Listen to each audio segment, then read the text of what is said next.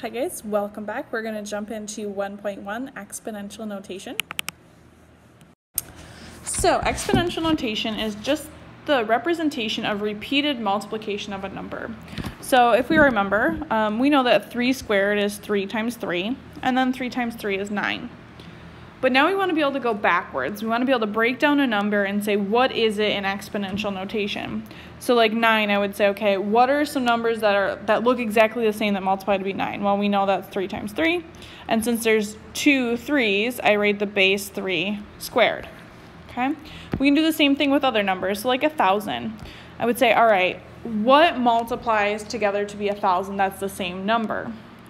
Now, when things end in zeros, that tends to be tens. So 10 times 10 would be 100, times another 10 would be 1,000. Okay? So we can write this as 10 to the third because I'm repeating the 10 3 times. So that's why 10 is my base and 3 is my exponent. So this does not mean 10 times 3. Okay? So we call the base number 10. So 10 in this case is the base. Okay, that's my bigger number. And then the little number we call the exponent. So the exponent in this case is 3 and our base is 10. Okay. So in words, we would say how many times is 10 used as a factor of 1,000? And in this case, it's 3. Okay.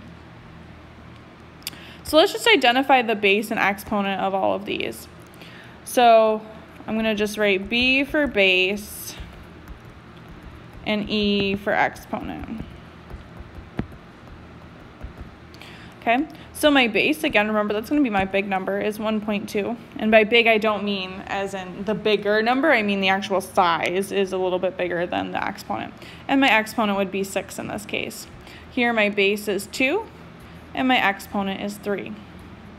Here my base, I want to take that entire thing as -4, and my exponent is 5. Go ahead and identify the base and exponent in this problem. All right, so our base would be -5, and our exponent would be 4. Okay.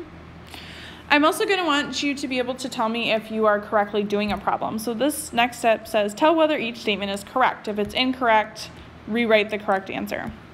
So is 6 squared the same as 6 times 2? And that would be incorrect.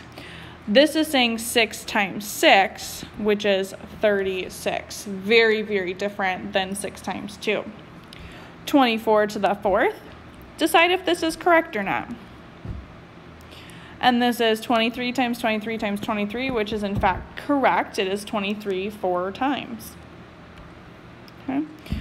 Now we're going to kind of go backwards. We're going to write each expression in exponential form. So if I have 1, 2, 3, 4, 5s, the number that's repeating is my base, and the exponent is the number of times it's being repeated. Okay. Same thing here. I have 1, 2, 3, 4, 5 -3's. Now notice I'm putting this -3 in parentheses to the 5 times because the negative is also being repeated 5 times along with the 3.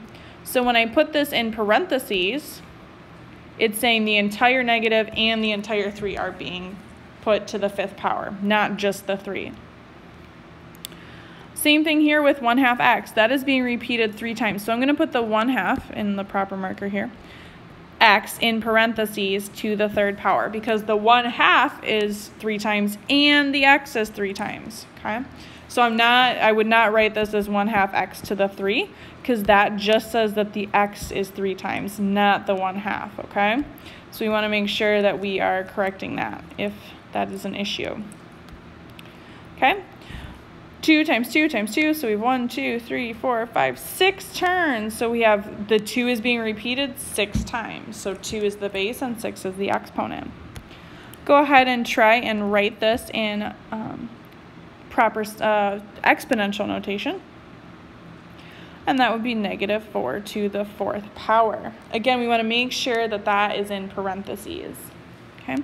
A lot of times if we're on a computer, sometimes we don't have an exponent button. So it might be written as like 3 to the 3rd. Okay, so this would be the same as 3 to the 3rd. Or maybe 3 to the 2nd. This would be 3 to the 2nd or 3 squared. Okay. Let's go ahead onto the next page here. So we want to expand and evaluate each of these expressions. So expand means I'm going to write it out, which I know some of you loathe, but we're going to do it anyways. So we have 2.5 times 2.5 times 2.5. And if we go ahead and pull up a calculator here, there we go. It's going to do the things it's supposed to do. If we do, oh, we're getting an ad. That's not very nice. Hello. All right. We'll just do different technology. So we're going to go ahead and do 2.5 times 2.5 times 2.5.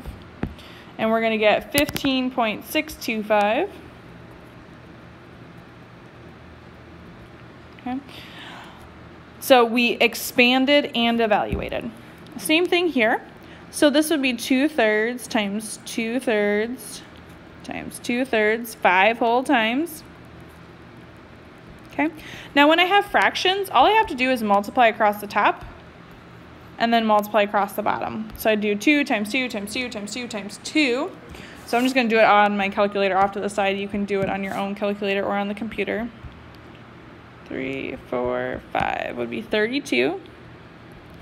And 3 times 3 times 3 times 3 times 3 would be 243. And I know that this cannot reduce because 2/3 does not reduce at all in any of those. Okay, so we expanded and evaluated. -4 squared. Now again, this negative inside the parentheses tells me this is -4 times -4, which would be a positive 16. This is not the same as -4 squared. That means we pull the negative and then we do 4 times 4, which is -16. Okay, so we want to make sure if the negative is inside the parentheses, we take it along with us. Okay. And if we do 3 times 3 times 3 times 3, that would be 81. Again, here we're going to have -5 3 times. And a negative times a negative is positive, times another negative is negative. So I know my answer is going to be negative. And 5 times 5 times 5 is 125. Go ahead and see if you can get an answer for this one for me. So if we expand 3/4 times 3/4 times 3/4, 3 times 3 times 3 is 27, and 4 times 4 times 4 is 64. And again, just to recall here, that -4 squared in parentheses is not the same as -4 squared. Okay? So be careful with that. Have a wonderful day, and we'll talk to you tomorrow. Bye.